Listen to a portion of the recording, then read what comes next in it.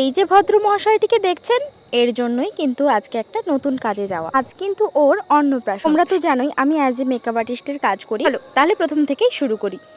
সবাইকে জানাই শুভ শারদীয়ার প্রীতি শুভেচ্ছা। আজ চতুর্থী না তৃতীয়া না পঞ্চমী তা জানি না, বেরিয়ে পড়েছি কাজের উদ্দেশ্যে। দেখো, পুজো তো প্রায় হাফই হয়ে গেল বলতে গেলে। একদল মানুষের ঠাকুর দেখা কমপ্লিট, একদল মানুষের জামা কাপড় ফিটিংস হয়ে গেছে, আর কিছু দল মানুষ ভাবছে পুজোয় কোন দিন কোথায় ঘুরবে। আর এদিকে আমি দেখো, আমার কাছে পুজো বলে কোনো উত্তেজনা ব্যাপারটাই নেই। মানে মনেই হচ্ছে না এবারে পুজো বলে যে আজ তৃতীয়া চতুর্থী হয়ে গেল, তাও পুজো পুজো ফিলিংসটাই আসছে না। সেই ছোটোবেলায় এটা হচ্ছে আমাদের বাজারের এখানে পুজো হয়, তার অনেক ব্যানার টানানো হয়েছে এবং প্যান্ডেলও প্রায় কমপ্লিট হয়ে গেছে। তো আমি এখানে বাসে উঠবো বলে বাসের জন্য অপেক্ষা করছি। এই যা, তোমাদের তো বলাই হয়নি আজকে কাজের লোকেশনটা কোথায়। আজ একটা রাইস সেরিমানির কিছু পার্টি মেকআপ আছে, আর তার লোকেশান হচ্ছে ভবানীপুর, মানে ঝিংলেশ্বরী মন্দিরের কাছাকাছি একদম। আর রাইস সেরিমানি যেহেতু দুপুরে একটা প্রোগ্রাম, তাও তার জন্য আমাকে সকাল সকাল ঘুম থেকে উঠে রেডি হয়ে কিন্তু আমি আমার লোকেশানের উদ্দেশ্যে বেরিয়ে পড়েছি। আর দেখো, শরতের আকাশ এত সুন্দর লাগছে না, বলার মতো নয়। তো আকাশ দেখতে দেখতে পৌঁছে গেলাম আমার আজকের কাজের লোকেশানে। আমি যখন ওখানে পৌঁছাই দেখছি ওখানে সমস্ত কিছু ডেকোরেশন চলছে, আর চারিপাশে কি সুন্দর বেলুন দিয়ে সাজানো। আর আজকে যেহেতু আমি একা গিয়েছিলাম, তাই সমস্ত ভিডিও ক্লিপগুলো নেওয়া হয়নি। আমি জাস্ট কাজের ফাঁকে কয়েকটা ক্লিপ নিয়েছি, সেটাই দিয়ে দিলাম তোমাদেরকে।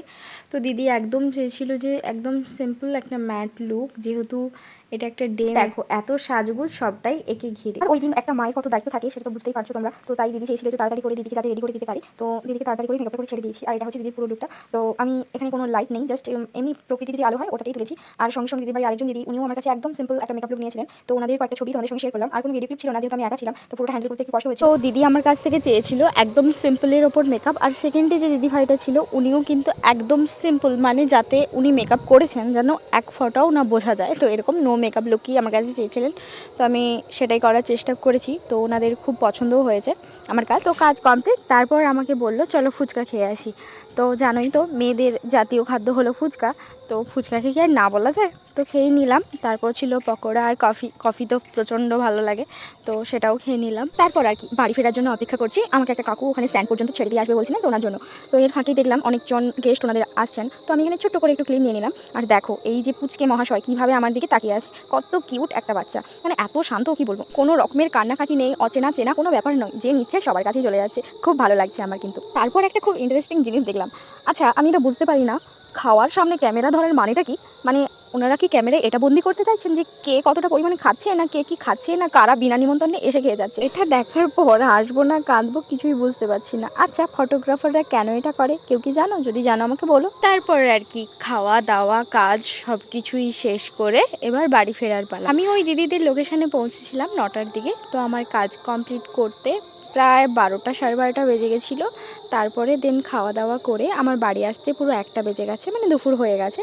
তো আমাকে ওই কাকুটা স্ট্যান্ড পর্যন্ত দিয়ে আসছে। সত্যি শরতের আকাশের এক অপরূপ সুন্দর, মানে এরকম আকাশ হয়তো সারা বছরেও হয়তো দেখা যায় না, বা দেখা গেলেও এই দুর্গাপুজোর সময় এই মেঘ আকাশের যে একটা আলাদা রকম ফিলিংস থাকে, সেটা হয়তো অন্য সময় আর কাজ করে না। আমার তো এটা মনে হয় পার্সোনালি।